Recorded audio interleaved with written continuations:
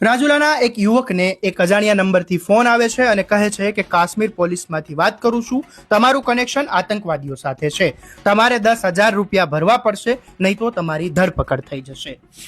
રાજુલામાં cyber ફ્રોડનો એક કિસ્સો સામે આવ્યો છે. રાજુલા પોલીસ સ્ટેશનમાં જયભાઈ દિનેશભાઈ કાતરિયા નામના એક વ્યક્તિએ ફરિયાદ નોંધાવી છે. ફરિયાદ મુજબ કોઈ અજાણ્યા વ્યક્તિએ કાશ્મીરથી ફોન કરીને પોતાની ઓળખ પોલીસ ઇન્સ્પેક્ટર તરીકે આપી હતી. આરોપીએ જયભાઈને જણાવ્યું હતું કે આતંકવાદીઓ વિરુદ્ધ મહાદેવ ઓપરેશન ચાલી રહ્યું છે અને તેમાં તેમનો નંબર મળી આવ્યો છે.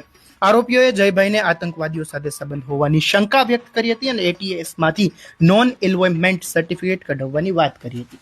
ત્યારબાદ અલગ અલગ નંબરો પરથી જયભાઈના બહેન સાથે વિડીયો કોલ કરીને તેમને પણ ગેરમાર્ગે દોર્યા હતા. આરોપીઓએ આતંકવાદીઓનું કાળું નાણું જમા થયા હોવાની વાત કરી હતી અને ધરપકડની ધમકી આપી હતી. યુપીઆઈ આઈડી નંબર પરથી પૈસા ટ્રાન્સફર કરવાનું કહીને પૈસા પરત કરવાનો વિશ્વાસ અપાવ્યો હતો અને આ રીતે ફરિયાદીના બહેન પાસેથી ગૂગલ પે મારફતે 10,000 રૂપિયા પડાવી લીધા હતા.